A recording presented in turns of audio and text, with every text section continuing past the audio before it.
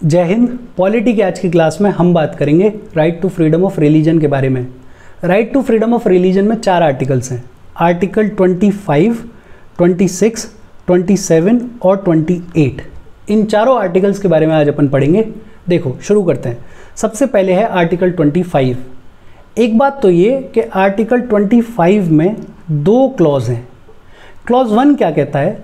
Subject to public order, morality and health and to the other provisions of this part, all persons are equally entitled to freedom of conscience and the right to freely profess, practice and propagate religion।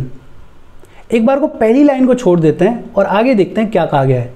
सबसे पहले तो term use किया गया है all persons, मतलब citizens के लिए भी अवेलेबल है और नॉन सिटीजन्स के लिए भी अवेलेबल है।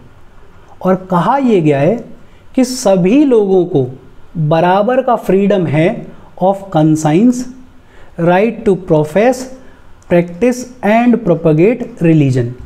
बेसिकली 4 राइट्स प्रोवाइड किए गए हैं आर्टिकल 25 के क्लॉज 1 में। Freedom of conscience, right to profess, right to practice and right to propagate religion.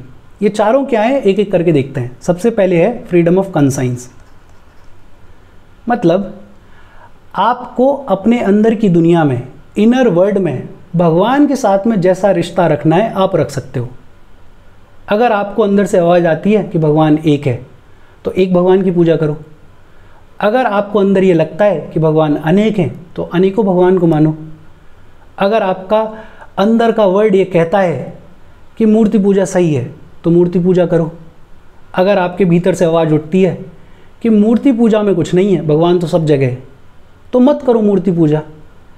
आपको ये एब्सोल्यूट फ्रीडम है कि आप अपने अंदर की दुनिया में भगवान के साथ में जैसा रिश्ता रखना चाहते हैं वैसा रख सकते हैं। लेकिन इसमें एक बड़ी इंटरेस्टिंग डिबेट उठती है। कुछ लोग पूछते हैं कि जो लोग एथिज्म में बिलीव करते हैं, जो लोग एथीस्ट हैं, क्या उनको भी प्रोटेक्शन मिली हुई है आर्टिकल 25 के अंडर? तो आर्ग्यू किया जाता है कि क्योंकि फ्रीडम ऑफ कंसाइंस है, आप अपने अंदर की दुनिया में जैसा रिश्ता रखना चाहते हैं भगवान के साथ में वैसा रख सकते हैं।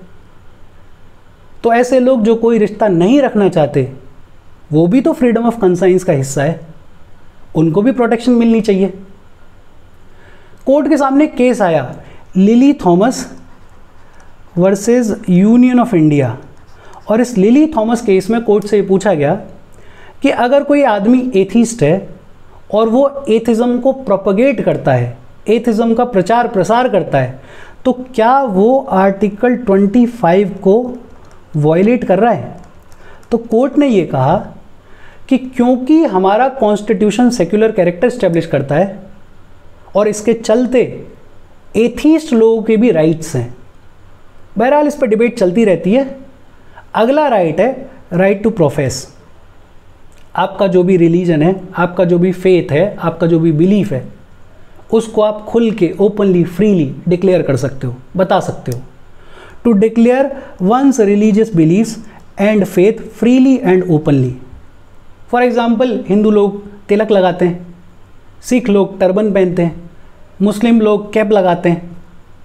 ये एक तरीके से डिक्लेरेशन है क्योंकि हमें राइट मिला है राइट टू प्रोफेस। तीसरा राइट टू प्रैक्टिस। आपका जो भी रिलीजन है उसमें जिस भी तरीके से पूजा होती है आपको फ्रीडम है, पूजा करो। जो भी रिचुअल्स हैं, जो भी सेरेमनीज़ हैं, जो भी आपके बिलीफ्स हैं, आइडियाज़ हैं, उनको आप एग्जिबिट कर सकते हो, आप पूजा पाठ कर सकते हो, आपको राइट टू प्रैक्टिस है। चौथा है राइट टू प्रोपगेट। आपको अपने धर्म की जानकारी बाकी लोगों को देनी है, आपको बताना है कि आपके धर्म में क्या टीचिंग्स हैं, क्या अच्छाइयाँ हैं, क्या अच्छी बातें हैं। आप चाहते हो कि आपका धर्म स्प्रेड हो, फैले, तो आपको राइट टू प्रोपगेट, आपको ट्रांसमिट, आपको नॉलेज बाकी लोगों को बताने का अधिकार है। ये जितने भी संत महात्मा साधु लोग हैं, इनके दरबार लगते हैं, उनमें ये बताते हैं कि धर्म में क्या अच्छाइयाँ हैं, उनकी टीचिंग्स के बारे में बताते हैं। ये सब प्रोटेक्टेड है अंडर राइट टू प्रोपगेट। लेकिन हाँ, एक चीज़ का ध्यान रखना है, फोर्सफुल कन्वर्जन्स अलाउड नहीं है। कोई अपनी स्वेच्छा से कन्वर्ट होकर आ गया वो अलग बात है। आपकी बात से कोई इतना प्रभावित हो गया कि उसे लगा कि अब अपने धर्म में कुछ नहीं रखा, इस धर्म में कन्वर्ट हो जाना चाहिए, वो अलग बात है। लेकिन फोर्सफुल कन्वर्जन्स अलाउड नहीं है, क्योंकि अगर आप किसी को फोर्सफुली कन्वर्ट कर रहे हो तो आप फ्रीडम ऑफ कंसाइंस को इम्पिंज कर रहे हो, आप फ्रीडम ऑफ कंसाइंस को वायलेट कर रहे हो। अच्छा, एक लाइन अपन ने छोड़ी थी, subject to public order, morality, health and to the other provisions of this part. Basically अभी अपन ने बात करी कि आर्टिकल 25 के क्लॉज 1 में 4 राइट्स प्रोवाइड किए गए हैं। ये 4 राइट्स को रेस्ट्रिक्ट किया जा सकता है अगर सवाल आता है पब्लिक ऑर्डर का। फॉर एग्जाम्पल, आपको धार्मिक यात्रा निकालनी है, आप निकालो, आपको राइट है इस चीज़ का।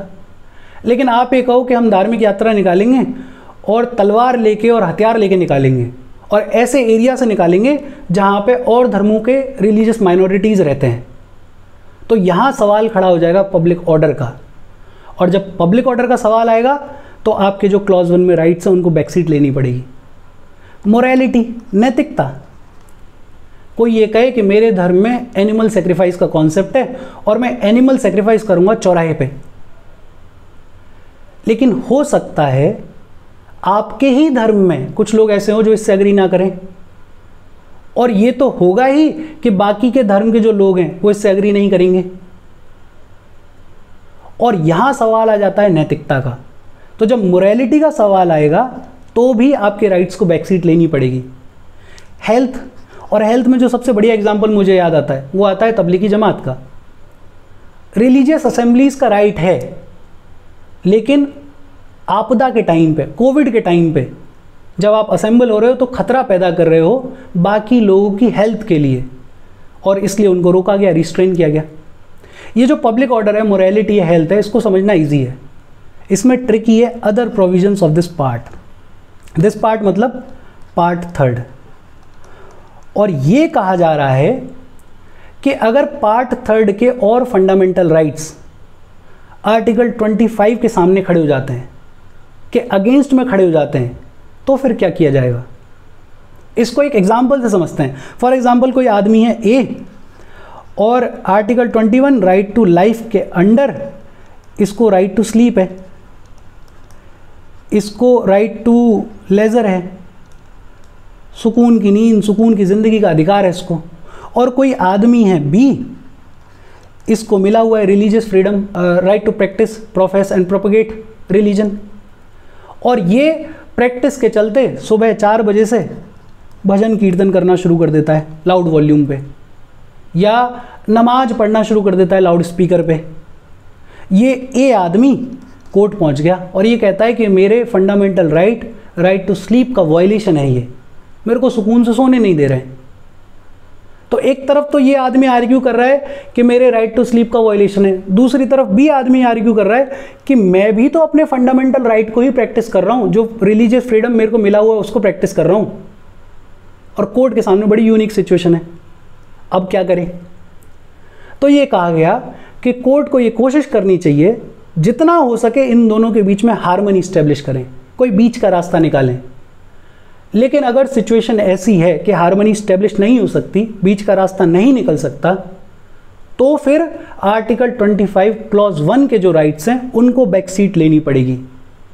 और स्पेशली अगर सवाल है आर्टिकल 14, आर्टिकल 19 और आर्टिकल 21 के फंडामेंटल राइट्स का, तो प्रेफरेंस मिलेगी 14, 19 और 21 को, 25 क्लॉज 1 को बैकसीट लेनी पड़ेगी। ये बात हुई आर्टिकल 25 के क्लॉज 1 की। अब देखते हैं अपन क्लॉज 2। क्लॉज 2 क्या कहता है? नथिंग इन दिस आर्टिकल, मतलब आर्टिकल 25 का clause 1, nothing in this article shall affect the operation of any existing law or prevent the state from making any law। क्या आर्टिकल 25 का क्लॉज 1 स्टेट को कोई law बनाने से नहीं रोक सकता, या अगर कोई लॉ ऑलरेडी ऑपरेशन में है तो उसको अफेक्ट नहीं करेगा इन cases of 2। Sub clause A में एक बात कही गई, रेगुलेटिंग और restricting any economic, financial, political और other secular activity which may be associated with religious practice. Religious practice से कोई भी इकोनॉमिक, फाइनेंशियल, पॉलिटिकल या फिर सेक्युलर एक्टिविटी एसोसिएटेड है तो उसको रेगुलेट करने के लिए, उसको रेस्ट्रिक्ट करने के लिए स्टेट लॉ बना सकता है। 2021 में इलाहाबाद हाई कोर्ट के सामने एक बड़ा यूनिक केस आया। पेटिशनर का नाम अगर मैं ठीक से याद कर पा रहा हूँ तो नाम है मोहम्मद फरमान। मोहम्मद फरमान साहब फोर्सेस का हिस्सा थे और इनको यूपी के डीजीपी ने इंस्ट्रक्शंस इशू किए कि आपको अपनी दाढ़ी सेव करनी पड़ेगी, फोर्सेस के रूल्स एंड रेगुलेशंस हैं। ये पहुंच गए कोर्ट कि ये मेरे रिलीजियस फ्रीडम का वायलेशन है। तो कोर्ट ने ये कहा कि एक तो आप डिसिप्लिन्ड फोर्स का हिस्सा हैं जिसके रूल्स एंड रेगुलेशंस हैं, दूसरा आर्टिकल 25 क्लॉज 2 के सब क्लॉज ए में स्टेट को ये पावर है कि वो किसी भी रिलीजियस प्रैक्टिस जिसका economic, financial, political, secular activity से जो भी एसोसिएशन है उसको रेगुलेट कर सकती है, रेस्ट्रिक्ट कर सकती है। इसलिए आपको फोर्सेस के रेगुलेशंस के हिसाब से फंक्शन करना चाहिए और ये सही भी है। फोर्सेस में डिसिप्लिन बड़ी इंपॉर्टेंट चीज़ है। हालांकि कुछ लोग ये आर्ग्यू करते हैं कि कोई आदमी अगर दाढ़ी बढ़ा लेगा तो उससे उसकी एबिलिटी में क्या बढ़ोतरी हो जाएगी या क्या कमी आ जाएगी, बट ये बड़ा फालतू आर्ग्यूमेंट है। किसी भी फोर्सेस के फंक्शनिंग के लिए रूल्स एंड रेगुलेशंस और डिसिप्लिन बड़ी इंपॉर्टेंट चीज़ है। इसके बाद है सब क्लॉज बी, और सब क्लॉज बी में कहा गया providing for social welfare and reform और the throwing open of Hindu religious institutions of a public character to all classes and section of Hindus। यहाँ बात की गई हिस्टोरिकल कास्ट डिस्क्रिमिनेशन के बारे में। पहले ये होता था कि सो कॉल्ड जो लोअर कास्ट होती थी, दलित समुदाय, उसको मंदिर में पूजा पाठ नहीं करने देते थे, मंदिर में घुसने ही नहीं देते थे, या फिर इन जनरल अगर प्रीस्ट बनेगा तो ब्राह्मण्स में से ही बनेगा। किसी नॉन ब्राह्मण को नॉलेज भी है तो भी उसको प्रीस्ट नहीं बनाया जा सकता। तो ये जो डिस्क्रिमिनेशंस हैं, इनके चलते सरकार अगर कोई रिफॉर्म लाना चाह रही है, कोई सोशल वेलफेयर करना चाह रही है, या हिंदू रिलीजियस इंस्टीट्यूशंस को सबके लिए खोलना चाह रही है, तो लॉ बना सकती है स्टेट, ये पावर है। इसी आर्टिकल 25 में 2 एक्सप्लेनेशंस और दे दिए गए। पहला एक्सप्लेनेशन तो ये था कि कृपान को वियर करना, उसको कैरी करना सिख रिलीजन के लिए राइट टू प्रोफेस का पार्ट है, राइट टू प्रोफेस में इंक्लूडेड है। ये कृपान आप लोग समझते होंगे, वो जो ब्लेड होता है, मुझे एग्जैक्टली पता नहीं कि ब्लेड बुला सकते हैं उसको या नहीं, विद ड्यू रिस्पेक्ट, कृपान उसको वियर करना, उसको कैरी करना राइट टू प्रोफेस का हिस्सा है सिख रिलीजन के लिए। दूसरा एक्सप्लेनेशन 2, एक्सप्लेनेशन 2 में क्या कहा गया कि ये जो हम सब क्लॉज बी में हिंदू रिलीजियस इंस्टीट्यूशंस के बारे में, हिंदूज़ के बारे में बात कर रहे हैं, ये हिंदूज़ में क्या है, तो ये बताया गया कि हिंदूज़ में सिर्फ हिंदूज़ ही नहीं, हिंदूज़ में सिख, जैन और बुद्धिस्ट रिलीजन को भी इंक्लूड किया गया है इस हिंदू टर्म में। और जब हिंदूज़ रिलीजियस इंस्टीट्यूशंस बोलते हैं तो मतलब हिंदुइज़्म, सिखिज़्म, जैनिज़्म और बुद्धिज़्म के रिलीजियस इंस्टीट्यूशंस पर भी ये लागू होता है। यहाँ पे बात खत्म हुई आर्टिकल 25 की। अब देखो आर्टिकल 26। आर्टिकल 26 क्या कहता है? Freedom to manage religious affairs subject to public order, morality and health, every religious denomination और any section thereof shall have the right. Religious denominations को कुछ राइट प्रोवाइड किए गए हैं आर्टिकल 26 में। पहली बात तो ये ध्यान रखने वाली है कि आर्टिकल 26 राइट्स देता है रिलीजियस डिनोमिनेशंस को और आर्टिकल 25 देता है इंडिविजुअल्स को राइट्स। ये बात याद रखने वाली है।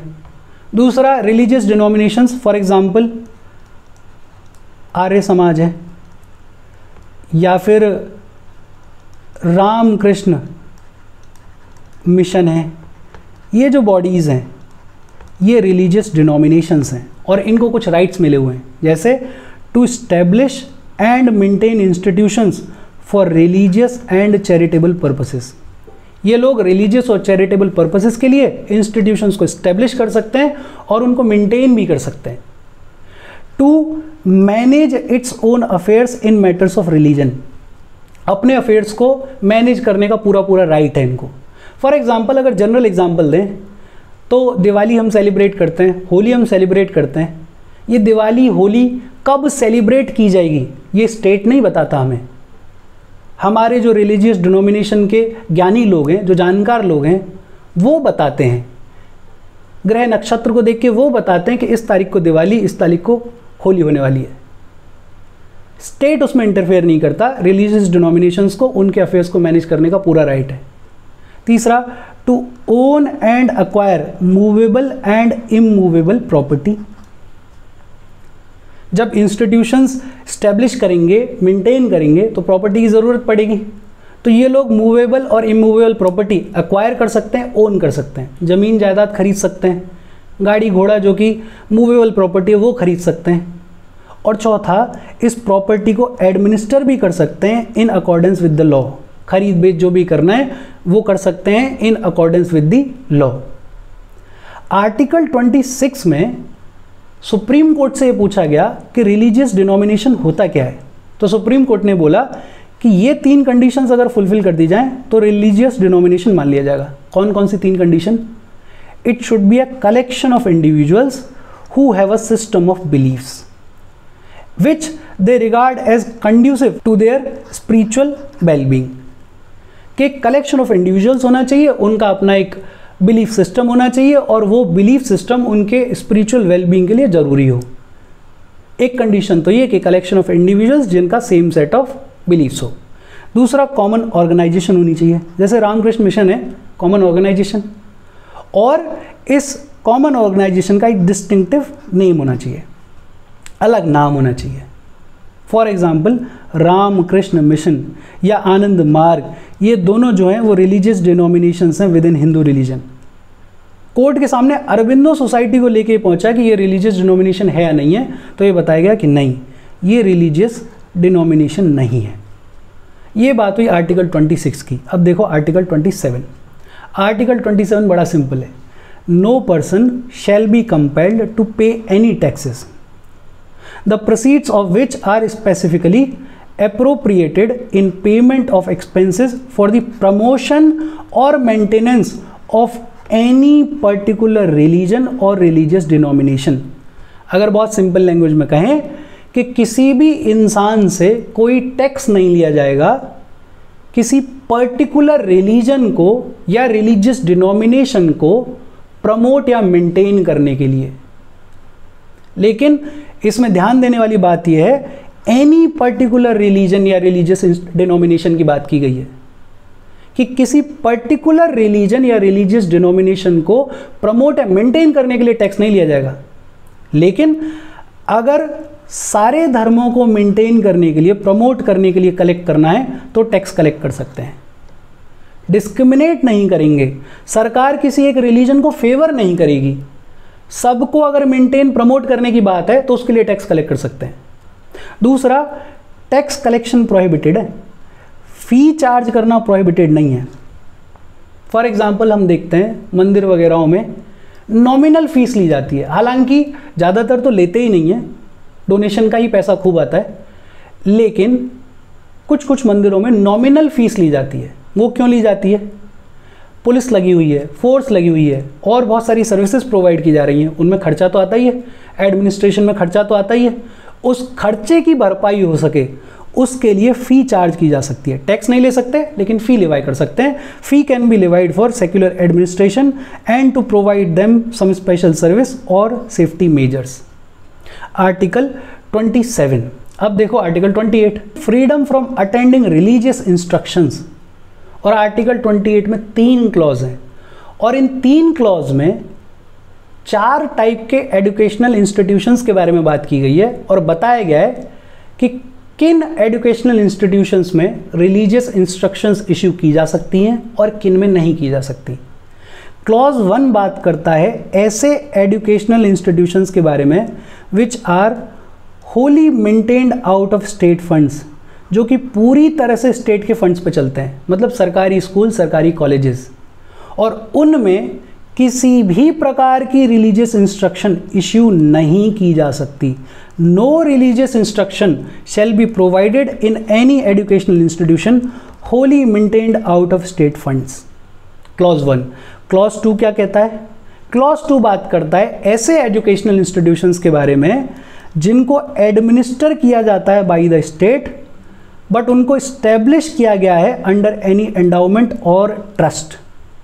और ऐसे एजुकेशनल इंस्टीट्यूशंस में रिलीजियस इंस्ट्रक्शंस इशू की जा सकती हैं, परमिटेड हैं।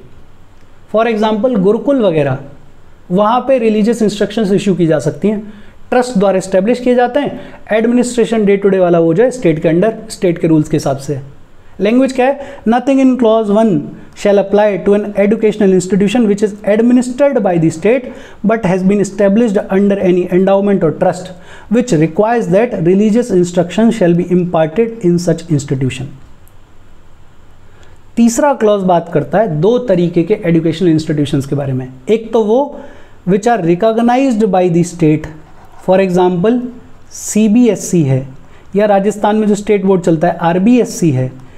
ऐसे जो इंस्टीट्यूशंस हैं जिनको स्टेट ने रिकॉग्नाइज किया हुआ है वो, और ऐसे educational institutions which are receiving aid out of state funds, जिनको स्टेट से थोड़ी बहुत आर्थिक सहायता मिलती है। ऐसे एजुकेशनल इंस्टीट्यूशंस में रिलीजियस इंस्ट्रक्शंस जो हैं वो परमिटेड हैं, वो इशू की जा सकती हैं, but not without the consent. बच्चे की कंसेंट के बिना नहीं की जा सकती। रिलीजियस इंस्ट्रक्शंस को थोपा नहीं जा सकता बच्चे के ऊपर। अगर उसकी सहमति है, उसका मन है, तो वो उन रिलीजियस इंस्ट्रक्शंस को मानेगा, नहीं तो नहीं मानेगा। और अगर बच्चा माइनर है तो उसके गार्डियंस की कंसेंट जरूरी है। बेसिकली इन 3 क्लॉज में 4 टाइप के इंस्टीट्यूशंस की बात की गई है। एक तो वो जो पूरी तरह से स्टेट फंड्स पे चलते हैं और उनमें रिलीजियस इंस्ट्रक्शंस जो हैं वो पूरी तरह से प्रोहिबिटेड हैं। दूसरे वो जो कि स्टेट द्वारा एडमिनिस्टर किए जाते हैं बट उनको इस्टेब्लिश किया गया है, they are established by any endowment और ट्रस्ट, और वहाँ पे रिलीजियस इंस्ट्रक्शंस जो हैं वो परमिटेड हैं। और तीसरे वो हैं जो कि स्टेट के द्वारा रिकॉग्नाइज्ड हैं। ऐसे इंस्टीट्यूशंस में परमिटेड तो है रिलीजियस इंस्ट्रक्शंस, लेकिन कंसेंट लेनी पड़ेगी, रजामंदी लेनी पड़ेगी, मंजूरी लेनी पड़ेगी, ज़बरदस्ती नहीं थोपा जा सकता। और चौथे वो जो कि स्टेट फंड से थोड़ी बहुत एड रिसीव करते हैं, जिनको थोड़ी बहुत आर्थिक सहायता मिलती है, वहाँ पे भी रिलीजियस इंस्ट्रक्शंस इश्यू की जा सकती हैं, लेकिन वहाँ भी इम्पॉर्टेंट क्या है? कंसेंट। और इसके साथ right to freedom of religion खत्म हो गया। यहाँ तक कोई डाउट हो please comment. Thank you very much.